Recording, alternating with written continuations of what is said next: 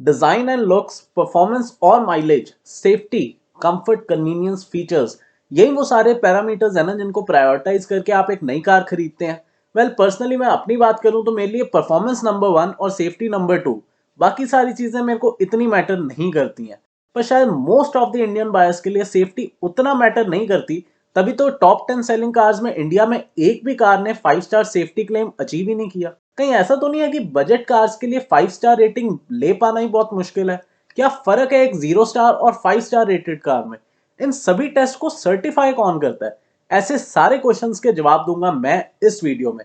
Hello friends, मैं हूं आपका होस्ट दिव्यम और आप देख रहे हैं बाहु channel. Let's talk safety today.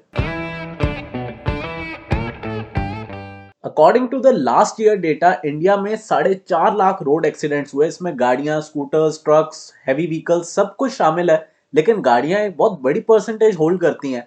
और आपको पता है कि इन रोड एक्सीडेंट्स में 1.5 लाख डेथ्स हुई हैं। और उन डेथ्स का जब कॉज सामने आया तो पता लगा 60% of the deaths were cause due to over speeding. अब इन रोड एक्सीडेंट्स को कम करने का एक तो तरीका है कि हम सेंसिबली और केयरफुली गाड़ी को चलाएं। लेकिन आज की डेट में शायद आप तो फिर भी गाड़ी अच्छी चलाएंगे, लेकिन सामने वाले की गलती की वजह से भी रोड एक्सीडेंट हो जाता है और शायद हमारी जान पे बन सकती है। तो ऐसे में गाड़ियों का सेफ होना तो जरूरी है ना। गाड़ी में सेफ्टी दो तरह की होती है।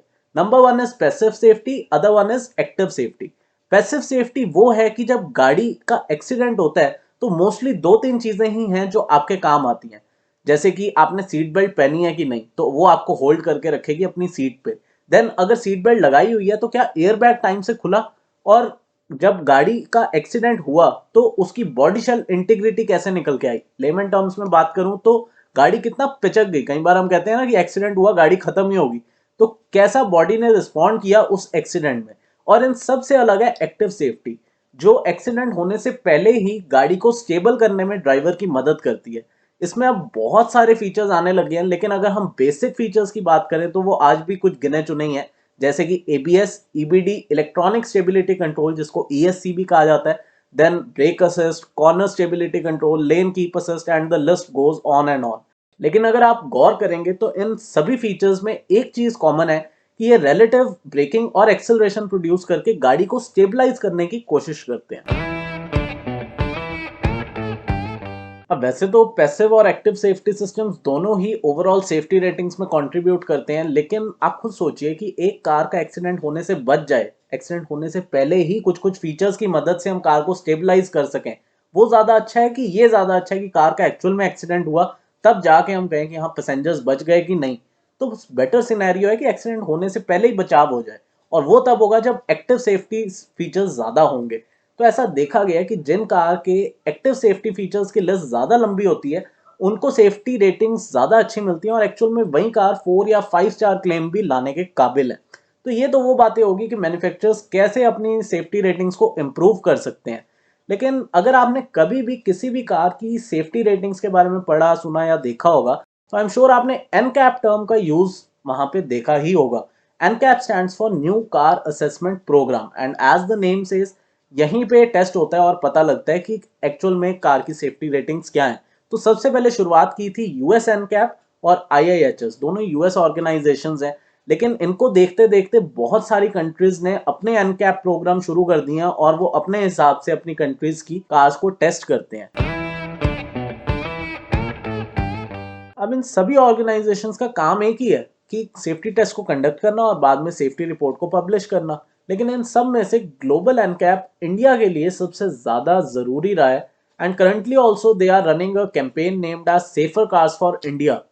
इट वॉज इन अर्ली 2014 जब ग्लोबल एनकैप ने इंडिया में बिक रही कुछ कुछ गाड़ियों का सेफ्टी टेस्ट किया। उनमें से थी नैनो 800, i10, फीगो एंड पोलो। सब की सब कार्स को 0 स्टार रेटिंग मिली। एंड रीजन एक ही था कि किसी भी गाड़ी में एयरबैग ही नहीं था। तो क्या एयरबैग होने की वजह से ही सेफ्टी रेटिंग मिलती है? क्योंकि पोलो को जब दोबारा एयरबैग के साथ टेस्ट किया, सेम पोलो को जिसको 0 स्टार मिले, अब की बार उसको 4 स्टार मिल गए। तो एयरबैग इतना ज्यादा इंपॉर्टेंट है या और भी कुछ कुछ फैक्टर्स है? इन सब पे हम बात करेंगे, पर पहले ये देख लेते हैं कि क्रैश में एक्चुअली में होता क्या है जिसकी वजह से सेफ्टी रेटिंग निकल के आती है।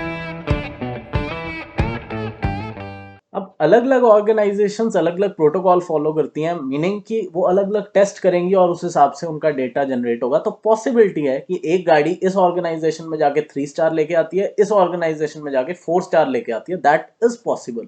लेकिन हम समझने के लिए ग्लोबल एनकैप को ले लेते हैं और देखते हैं कि ये क्या क्रैश टेस्ट करते हैं। तो ये एक ही क्रैश टेस्ट करते हैं जिसका नाम है फ्रंट ऑफसेट टेस्ट। अब फ्रंट ऑफसेट टेस्ट में एक गाड़ी को एक खड़े हुए ऑब्स्टेकल पे, स्टैटिक ऑब्स्टेकल पे हिट कराया जाता है at a speed of 40 miles per hour. अगर किलोमीटर पर आवर में बात करें तो रफली 64 kmph हो जाता है। तो इस स्पीड पे जब गाड़ी हिट करेगी तो ऑफसेट टेस्ट होने की वजह से गाड़ी का सिर्फ 40% फ्रंट हिस्सा ही ऑब्स्टेकल से हिट करता है, बाकी का सारा फ्रीली स्विंग कर जाता है। और डेफिनेटली हिट करने के बाद गाड़ी में बहुत ज़्यादा डिस्टर्बेंस आएगी या फिर आप कह सकते हैं टूट फूट होएगी। तो ये तो होगी गाड़ी की बात। लेकिन अंदर बैठे हुए लोग जो हैं वो कितने सेफ हैं, इसके लिए डमीज का यूज किया जाता है। और ग्लोबल एनकैप का कहना है कि ये particular test real life situation में अगर दो गाड़ियां सेम वेट की आपस में 50 की स्पीड पर टकराएंगी तो जो डैमेज होगा ये उस डैमेज को दर्शाता है। तो जो मैं डमीज की बात कर रहा था वो एक नॉर्मल ह्यूमन बीइंग जैसे बैठता है गाड़ी में, उसको एनैक्ट करने के लिए डिजाइन की गई हैं। और उसमें जगह जगह एल्यूमिनियम, रबर और अलग मटेरियल का यूज किया गया है जो कि वैसे ही बिहेव करता है जैसे एक ह्यूमन करेगा। अलग अलग जगह पे अलग अलग पेंट या मार्किंग्स की जाती हैं जिससे पता लगा सकें कि डमी ने कार के किस किस हिस्से को टच किया है इन दिस टेस्ट।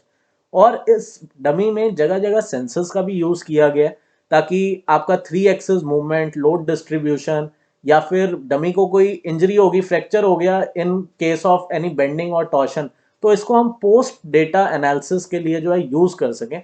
तो ये सारे के सारे सेंसर्स भी आपके काम आते हैं। अब यहाँ से आगे जो है ये सेफ्टी रेटिंग्स दो फर्दर क्लासिफिकेशन में डिवाइड हो जाती है। One is the adult occupant protection, जिसमें कि आगे बैठने वाला ड्राइवर और को पैसेंजर ये डमीज कैसा परफॉर्म करेंगी वो सारा का सारा डेटा जाएगा एडल्ट ऑक्यूपेंट प्रोटेक्शन में। और मैक्सिमम आपको यहाँ पे 17 पॉइंट स्कोर आप कर सकते हैं। अगर दूसरे की बात करें that is child occupant protection, तो वहां पे आपको मैक्सिमम 49 पॉइंट्स मिलते हैं और चाइल्ड को ऐसा सजेस्ट किया जाता है कि पिछली सीट पे ही बिठाना है। तो डमीज भी उसी हिसाब से डिजाइन है। मेल फीमेल डमी तो आती हैं अलग, चाइल्ड डमी फर्दर 3 तरह की आती है, 6 months old baby, then 1 year old and 1.5 year old. और ऐसे बच्चों को हम जो है एक चाइल्ड सीट में बिठाते हैं। अब उस चाइल्ड सीट को सिक्योर करने के लिए रियर सीट से कि आपके पास सीट बेल्ट है, हेडरेस्ट है, या फिर कह लीजिए कि चाइल्ड सीट एंकरेज है, आइसोफिक्स चाइल्ड सीट माउंट्स है, क्या है, ये सारा कुछ भी डिपेंड करेगा इस टेस्ट में। तो बेटर है कि आप चाइल्ड के लिए भी कार को डिजाइन करें तो वो ज्यादा अच्छा है। लेकिन मेजरली आगे बैठने वालों का ही ज्यादा नुकसान होता है एक फ्रंट ऑफसेट टेस्ट में।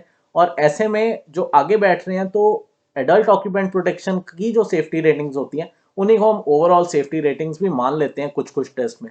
तो ओवरऑल किस कार को क्या रेटिंग्स मिली है ये मैं अभी आपको आगे दिखाऊंगा। लेकिन ग्लोबल एनकैप की एक जो इंपॉर्टेंट चीज है जो मैं आपको यहाँ बताना चाहूंगा, अगर किसी कार में टेस्ट से पहले पाया गया कि ड्राइवर एयरबैग नहीं है तो स्ट्रेट अवे उसको 0 रेटिंग मिलेगी फॉर एडल्ट ऑक्यूपेंट प्रोटेक्शन। अब 2014 से लेके 20 तक बहुत सारी गाड़ियों का टेस्ट हुआ है। तो सबका डेटा दिखाना यूजफुल नहीं है क्योंकि इनमें से कुछ गाड़ियां तो आज की डेट में ऑन सेल है ही नहीं।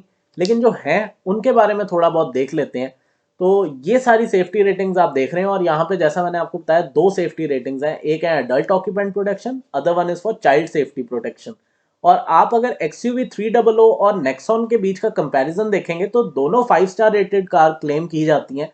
लेकिन सिर्फ XUV 300 में चाइल्ड सेफ्टी में उसने 4 स्टार अचीव किए हैं जबकि नेक्सॉन ने 3 स्टार अचीव। और अगर मैं एक रीसेंट क्रैश टेस्ट रिपोर्ट की बात करूं तो एस्प्रेसो, ग्रैंड आइटन और सेल्टॉस इन तीनों का टेस्ट किया गया था जिसमें एस्प्रेसो ने 0, ग्रैंड आइटन ने 2 और सेल्टॉस ने 3 स्टार अचीव किया। अब सेल्टॉस इतनी महंगी गाड़ी है उसके बावजूद आप सिर्फ 3 स्टार अचीव करें विच इज नॉट गुड, थोड़ा सा इस पे ध्यान देना चाहिए। लेटेस्ट अगर मैं क्रैश रिपोर्ट की बात करूं तो महिंद्रा थार को टेस्ट किया गया ग्लोबल एनकैप के द्वारा और बहुत ही अच्छी रेटिंग्स निकल के आई हैं। वैसे तो 4 स्टार रेटिंग है लेकिन उसका जो इलेक्ट्रॉनिक स्टेबिलिटी कंट्रोल है उसको बहुत ज्यादा उन्होंने अच्छा बताया।